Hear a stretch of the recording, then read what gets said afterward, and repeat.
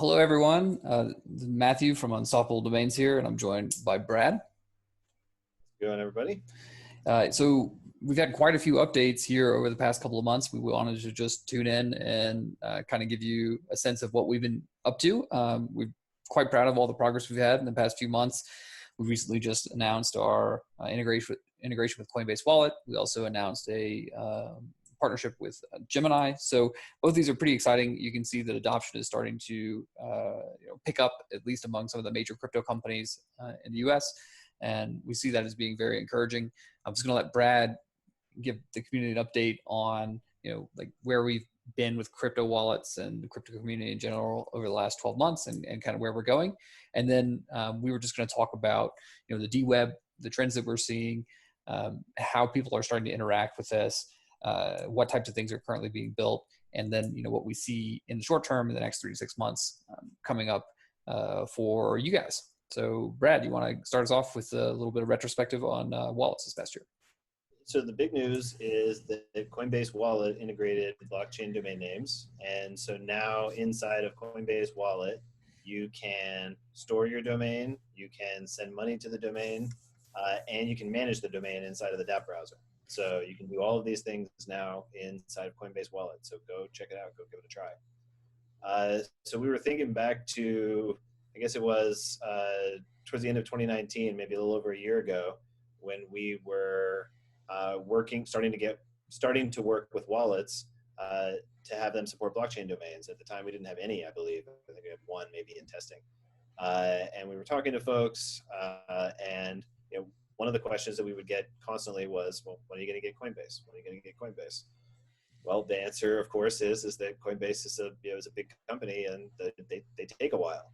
We've had, I think, 20 other wallets since, but we are excited. We think this is definitely a milestone. I think this is also a sign that blockchain domains are becoming the standard across wallets. So we expect the same thing to happen with larger applications. We do think that they're gonna take a little while, but they're coming too. We think this is going to be the default way to pay. So if we're looking out, so we just had a really good year, and I hate to put you on the spot here, but if you're looking out over the next, time period, I'm not going to give you an exact date or anything like that, but, where do you think we're going to be? What's our next level of progress? Where are you in the team at Unstoppable on the biz dev side, trying to get the company inside the crypto ecosystem, and, kind of where are you targeting next? And when do you think that it's just going to be, everywhere? So I think on the wallet side, we're already getting pretty close. But I mean, if I had to guess, I would guess that I think that the wallet market will be, the blockchain domains will be ubiquitous across wallets, within the next 6 to 12 months. That's what I would expect. I think the other really big area that we're focusing a ton on is on more places for website resolution. So we've got Opera for Android so far. We've got Unstoppable extension. We've got some other extensions in the works, but there's dApp browsers. dApp browsers can support decentralized websites. There's regular browsers, and we've seen a lot of members of the community talking about some of the bigger ones and asking them to support it, and we appreciate that. There's also VPNs. There's also DNS resolvers like the Cloudflares of the world and others like that. So there's a whole bunch of these tools that collectively, once enough of them start supporting websites, it's going to start to become quite easy to the point where it's basically like surfing the regular web. And I mean, we're already seeing a lot of this happening in 2020, but I think that we're going to see website resolution everywhere by the end of 2021. That's what I would say. Great. I have a couple comments here on dweb resolution. So on the tech side, there are a couple of challenges that we're actively working on with others in the community to make it a lot easier for people to interact and read blockchain domain names.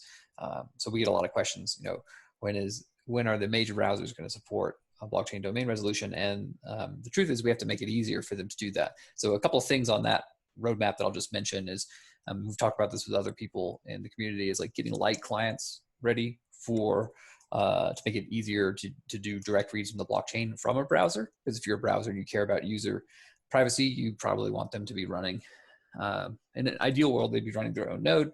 Obviously, you don't want them to run a full node. Maybe you want them to run a micro node that would be optimized for reading DNS entries off of the blockchain. So that's an area of active research for us, and that's going to take time. That's a long-term plan to make that work better. And then another one is also just reading off of these peer-to-peer file storage networks. So we're working closely with Protocol Labs. We'll have an announcement out with them shortly, probably in the next month or two. And the people also have to be able to read the files off of their file storage system. So Filecoin is launching here soon, and there'll be a lot more active research there. So on the tech side, we're trying to make it easier for these apps, in addition to just talking to them and letting them know about the technology. The good news is you can do it today, as we see with Opera Browser, so it's definitely possible right now.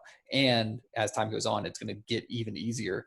And then the more that people interact and use these websites, then the more demand browsers see for it. There's going to be an increased need for them to do this type of resolution. So I think that's a good segue into what are we seeing people actually use it for right now? And so that's a question that I get pretty frequently. And I would say that we're seeing a lot of the apps start to make the move to the decentralized web, which is great. And in particular, we're seeing a lot of interest from DeFi applications. And it's very simple. It's you need to have a website that's sensor-proof.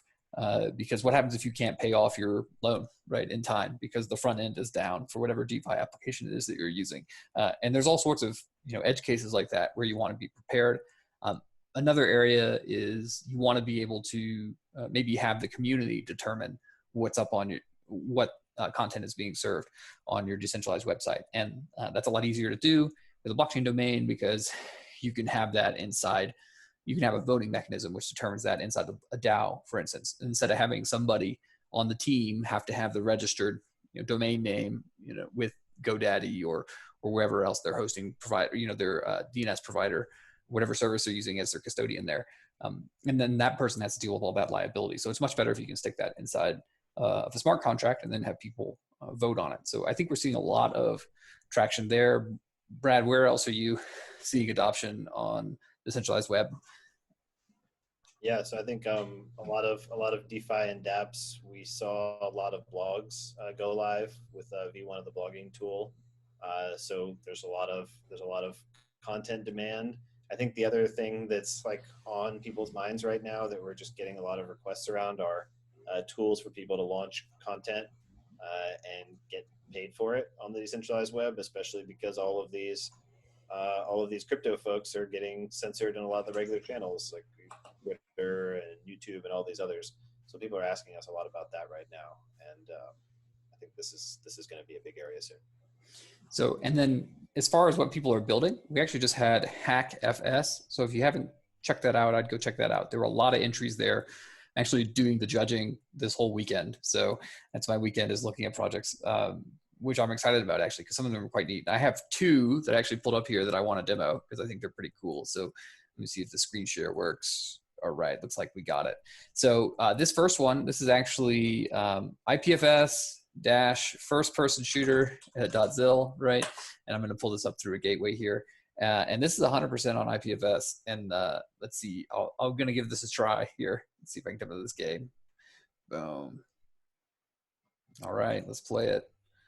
Yeah, and then this is actually on IPFS, and this was submitted through the Hackathon. And I'm going to go ahead and exit out here. And it's a speed run, so you can run through it. And that's just one example. So that's actually a first-person shooter game. It's one player only, but that's currently up on the decentralized web. I thought that was neat. Another one I wanted to call out here was actually padlock.crypto, and I believe they have this up now. And I'm going to load this through the Chrome extension. Yeah, there it goes. Great.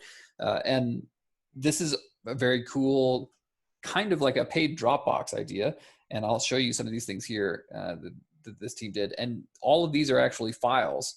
And you can see that they have prices in DAI. So I haven't bought any of these files yet. It's a little, but you can basically purchase some of this digital content, directly from them. And then it's actually using the blockchain to verify that you're the one who made the purchase, right? So this is a way for you can sell digital any kind of digital file. You can just pub a book, what have you, with Padlock. And I'm interested to see what they do. So in terms of what we're seeing being built on the decentralized web, yes, the tooling is still very basic, but we've actually seen more stuff happen in the past 6 months than I would have imagined 6 months ago.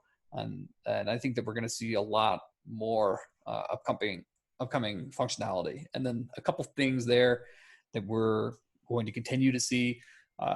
Email is now available. It has not been announced yet, so we'll announce it in a week or two. But email is now available through a third party who made that available, so you'll see that coming shortly. We will do additional iterations on chat. There's actually several people inside the hackathon who have made submissions for new chat protocols tied back to blockchain domain names. A lot more website templates. You just saw Padlock and then IPFS first person shooter. So that's a game example. And then another one for being able to put up content for sale and paying for crypto. And then of course, a lot of DeFi and other types of dApps.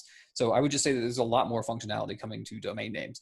1 year ago, right? If you're following along with us, you're one of the early adopters, we hadn't even launched yet, or maybe we had, no, we were in the middle of launching, right? The very first registry, and just to receive cryptocurrency payments. And here we are 12 months later, and you now have all this added functionality on domain names. So if I'm looking a year ahead, right, I think that you're going to have even more functionality for your blockchain domain names as this ecosystem continues to flourish. In addition, you're going to have even more applications that are resolving and interacting with blockchain domains. So just by the numbers, we have 20x, basically 0 to 20 on the wallets integration side, with close to 50 plus partners in the pipeline to continue with further integrations for blockchain domain names. And then on the website side, over 250,000 registered domain names.